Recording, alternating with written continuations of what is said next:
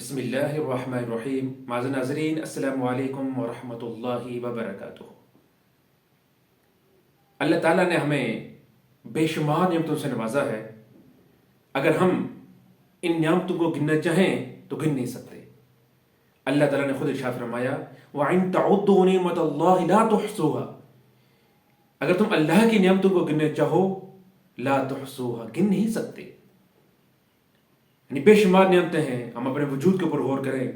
آنکھیں کتنی بڑی نعمتیں ہیں. کان اللہ کی نعمت، ناک اللہ کی نعمت، زبان جو ہم بول رہے ہیں یہ اللہ کی نعمت ہے. پورا وجود اللہ کی نعمت ہے. اور چونکہ یہ ساری نعمتیں ہمیں بغیر مانگے ہوئے مل گئی ہیں تو اس لیے ہمیں شاید کسی قدر نہیں ہے. وہ فرد جو نعمتوں سے محروم ہے ذرا اسے پوچھئے کہ یہ نعمتیں کتنی عظیم نعمتیں ہیں. جو نابینا ہے ذرا اسے پوچھئے کہ آنکھیں کتنی بڑی نعمت ہے. جو بول نہیں سکتا ذرا اس فرد سے پوچھئے کہ زبان کتنی بڑی نعمت ہے. جو سن نہیں سکتا اس فرد سے پوچھئے کہ کان کتنی بڑی نعمت ہے. الغرض بے شمار نعمتیں ہیں جو ہمیں اللہ تعالیٰ نے عطا کی ہیں. تو ان نعمتوں کے اوپر ہمیں اللہ کا شکر ادا کرنا چاہیے. ہمیں شاکر بن کے رہنا چاہیے. یہ ساری نعمتیں عطائیں اللہ کی ہیں تو ان نعمتوں میں ہمیں اللہ کا شکر گزار ہونا چاہیے. شکر گزاری کے بھی 3 درجات ہیں. پہلا درجہ یہ ہے کہ ہم دل کے اندر احساس پیدا کریں.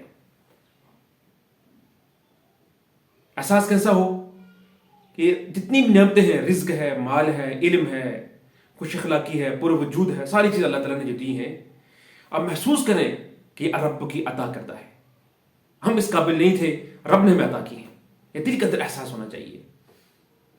دوسرا درجہ یہ ہے کہ ہم زبان سے بھی اللہ کا شکر ادا کریں. الحمدللہ کا ورد کرتے رہیں. وہ کسی نے خوبصورت بات کہی تھی کہ اللہ کے عطاؤں پہ الحمدللہ کہتے ہی رہنا چاہیے اور اپنے گناہوں پہ استغفار کرتے ہی رہنا چاہیے. تو زبان سے ہمیں اللہ کا شکر ادا کرنا چاہیے. پھر شکر کا ایک تیسرا درجہ بھی ہے، وہ یہ کہ اللہ نے جتنی بھی نعمتیں میں دے رکھی ہیں ان نعمتوں کا مثبت استعمال کریں. یعنی اگر مال و دولت دیا ہوا ہے تو اللہ کے راہ میں انفاق کریں. علم دیا ہوا ہے دوسروں تک پہنچائیں. اور جو اللہ تعالیٰ نے آپ کو سہولت دی ہوئی ہے تو اس سہولت کو دوسروں تک پہنچائیں، دوسروں تک ڈیلیور کریں. تو یہ بھی ایک شکر کا ذریعہ ہے. اور ویسے بھی اس دنیا میں بہت سی چیزیں ایسی ہیں کہ جب ان کو آپ تقسیم کرتے ہیں تو رب تعالیٰ اور عطا کرتا ہے. اس میں سے مال و دولت بھی ہے، علم بھی ہے، عزت بھی ہے، شہرت بھی ہے. یعنی یہ چیزیں آپ جب تقسیم کرتے ہیں تو رب تعالیٰ اور عطا کرتا ہے. تو ایک شاکر بندہ اللہ کو بہت ہی محبوب و پسندیدہ ہے. ہمیشہ شکر گزار رہنا چاہیے. اب اس میں بھی بے شمار ایسی ریسرچیں بھی آ چکی ہیں. مغرب کے ممالک نے بہت سے اس پہ سے بات بھی کی ہے اور اس پہ گفتگو بھی ہو رہی ہے.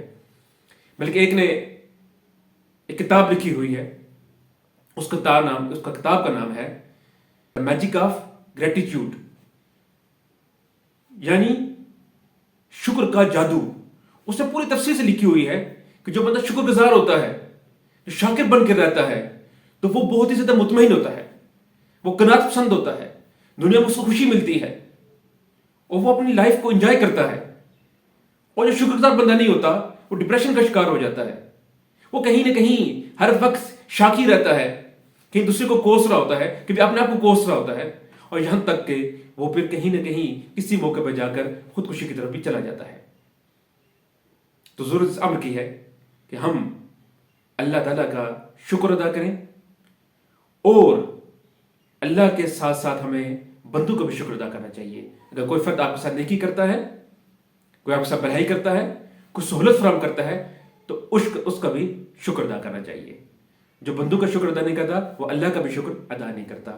اللہ تعالیٰ سے دعا ہے کہ وہ ہمیں عمل کرنے کی توفیق رفیق عطا فرمائے. السلام علیکم ورحمۃ اللہ وبرکاتہ.